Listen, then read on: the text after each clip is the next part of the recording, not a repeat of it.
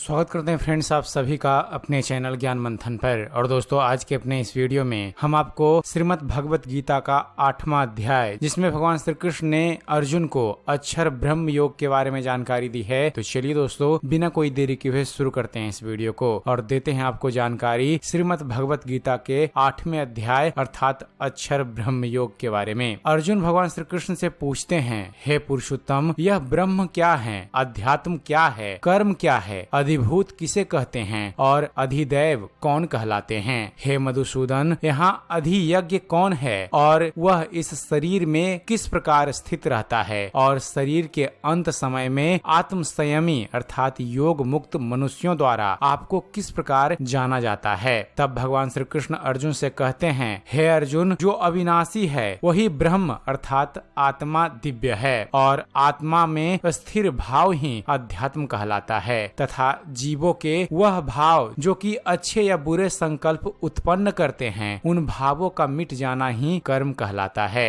हे शरीरधारियों में श्रेष्ठ अर्जुन, मेरी अपरा प्राकृतिक जो कि निरंतर परिवर्तनशील है अधिभूत कहलाती है तथा मेरा वह विराट रूप जिसमें सूर्य चंद्रमा आदि सभी देवता स्थिर हैं वह अधिदैव कहलाता है और मैं ही प्रत्येक शरीरधारी के हृदय में अंतर्यामी रूप स्थित अधियज्ञ अर्थात यज्ञ का भोगता हूँ। हे अर्जुन, जो मनुष्य जीवन के अंत समय में मेरा ही स्मरण करता हुआ शारीरिक बंधन से मुक्त होता है वह मेरे ही भाव को अर्थात मुझको ही प्राप्त होता है, इसमें कुछ भी संदेह नहीं है। हे कुंती पुत्र, मनुष्य अंत समय में जिस जिस भाव का स्मरण करता हुआ अपने शरीर का त्याग करता है वह उसी भाव को प्राप्त होता है जिस भाव का उस मनुष्य ने अपने जीवन में निरंतर स्मरण किया है। इसलिए हे अर्जुन, तू हर समय मेरा ही स्मरण कर और युद्ध भी कर। मन बुद्धि से मेरे शरणागत होकर तू निश्चित रूप से मुझको ही प्राप्त होगा। हे पृथापुत्र, जो मनुष्य बिना विचलित हुए अपनी चेतना अर्थात आत्मा से योग में स्थित होने का अभ्यास करता है वह निरंतर चिंतन करता हुआ उस दिव्य परमात्मा को ही प्राप्त होता है। मनुष्य को उस परमात्मा के स्वरूप का स्मरण करना चाहिए जो कि सभी को जानने वाला है, पुरातन है, जगत का नियंता है, सूक्ष्म से भी अति सूक्ष्म है, सभी का पालन करता है, अकल्पनीय स्वरूप है, सूर्य के समान प्रकाशमान है और अंधकार से भी परे स्थित है। जो मनुष्य मृत्यु के समय अचल मन से भक्ति में लगा हुआ योग शक्ति के द्वारा प्राण को दोनों भवों के मध्य में पूर्ण रूप से स्थापित कर लेता है वह निश्चित रूप से परमात्मा के उस परम धाम को ही प्राप्त होता है। वेदों के ज्ञाता जिसे अविनाशी कहते हैं तथा बड़े बड़े मुनि सन्यासी जिसमें प्रवेश पाते हैं उस परम पद को पाने की इच्छा से जो मनुष्य ब्रह्मचर्य व्रत का पालन करते हैं उस विधि को तुझे संक्षेप में मैं बतलाता हूँ। हे अर्जुन, शरीर के सभी द्वारों को बस में करके तथा मन को हृदय में स्थित करके प्राण वायु को सिर में रोक करके योग धारणा में स्थित हुआ जाता है। इस प्रकार ओंकार रूपी एक अक्षर ब्रह्म का उच्चारण करके मेरा स्मरण करता हुआ शरीर को त्याग कर जाता है वह मनुष्य मेरे परम धाम को प्राप्त करता है। हे पृथापुत्र अर्जुन, जो मनुष्य मेरे अतिरिक्त अन्य किसी का मन से चिंतन नहीं करता है और सदैव नियमित रूप से मेरा ही स्मरण करता है उस नियमित रूप से मेरी भक्ति में स्थित भक्त के लिए मैं सरलता से उसे प्राप्त हो जाता हूँ। मुझे प्राप्त करके उस मनुष्य का इस दुख रूपी अस्तित्व रहित क्षण भंगुर संसार में पुनर्जन्म कभी नहीं होता है बल्कि वह परमात्मा परम सिद्धि को प्राप्त करके मेरे परम धाम को प्राप्त होता है।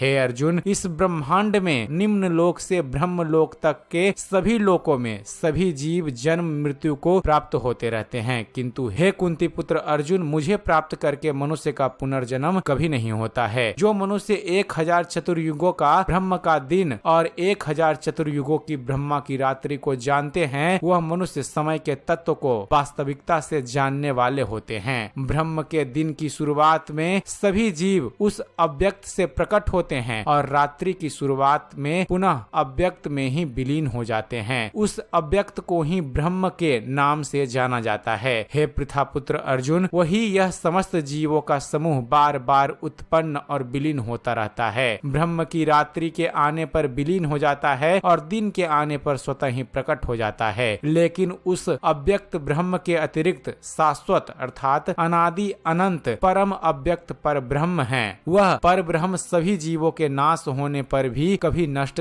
नहीं होता है। जिसे वेदों में अव्यक्त अविनाशी के नाम से कहा गया है, उसी को परम गति कहा जाता है, जिसको प्राप्त करके मनुष्य कभी भी वापस नहीं आता। वही मेरा परम धाम है। हे पृथापुत्र, वह ब्रह्म जो परम श्रेष्ठ है, जिसे अनन्य भक्ति के द्वारा ही प्राप्त किया जा सकता है, जिसके अंदर सभी जीव स्थित हैं और जिसके कारण सारा जगत दिखाई देता है। हे भरत श्रेष्ठ, जिस समय में शरीर को त्याग कर जाने वाले योगियों का पुनर्जन्म नहीं होता है और जिस समय में शरीर त्यागने पर पुनर्जन्म होता है, उस समय के बारे में अब मैं तुम्हें बतलाता हूँ। जिस समय ज्योतिर्मय अग्नि जल रही हो, दिन का पूर्ण सूर्य प्रकाश हो, शुक्ल पक्ष का चंद्रमा बढ़ रहा हो और जब सूर्य उत्तर दिशा में रहता है, उन 6 महीनों के समय में शरीर का त्याग करने वाले ब्रह्म ज्ञानी मनुष्य ब्रह्म को प्राप्त होते हैं। जिस समय अग्नि से धुआं फैल रहा हो, रात्रि का अंधकार हो, कृष्ण पक्ष का चंद्रमा घट रहा हो और जब सूर्य दक्षिण दिशा में रहता है, उन 6 महीनों के समय में शरीर त्यागने वाला स्वर्ग लोकों को प्राप्त होकर अपने शुभ कर्मों का फल भोग कर पुनर्जन्म को प्राप्त होता है। वेदों के अनुसार इस मृत्यु लोक से जाने के 2 ही शाश्वत मार्ग है, एक प्रकाश का मार्ग और दूसरा अंधकार का मार्ग। जो मनुष्य प्रकाश के मार्ग से जाता है वह वापस नहीं आता है और जो मनुष्य अंधकार मार्ग से जाता है वह वापस लौट आता है। हे पृथापुत्र, भक्ति में स्थित मेरा कोई भी भक्त इन सभी मार्गों को जानते हुए भी कभी मोहग्रस्त नहीं होता है। इसलिए हे अर्जुन, तू हर समय मेरी भक्ति में स्थिर हो। योग में स्थित मनुष्य वेदों के अध्ययन से, यज्ञ से, तप से और दान से प्राप्त सभी पुण्य फलों को भोगता हुआ अंत में निश्चित रूप से तत्व को जानकर मेरे परम धाम को ही प्राप्त करता है, जो कि मेरा मूल निवास स्थान है। दोस्तों, इस प्रकार उपनिषद, ब्रह्म विद्या तथा योग शास्त्र रूप श्रीमद् भगवत गीता के श्री कृष्ण अर्जुन संवाद में अक्षर ब्रह्म योग नाम का 8वां अध्याय संपूर्ण होता है। उम्मीद करते हैं फ्रेंड्स आप सभी को हमारा यह वीडियो पसंद आया होगा। अगर वीडियो पसंद आया हो तो वीडियो को लाइक और शेयर करना ना भूलिएगा। और दोस्तों, श्रीमद् भगवत गीता के आगे के अध्यायों के बारे में जानने के लिए आप हमारे इस चैनल ज्ञान मंथन को सब्सक्राइब करना ना भूलिएगा। आप हमारे इस चैनल को सब्सक्राइब कीजिए और हम आपके लिए ऐसे ही ज्ञानवर्धक वीडियो लेकर आते रहेंगे। तो फिर जुड़े रहिए आप हमारे इस चैनल के साथ और देखते रहिए, जानते रहिए। धन्यवाद। जय हिंद।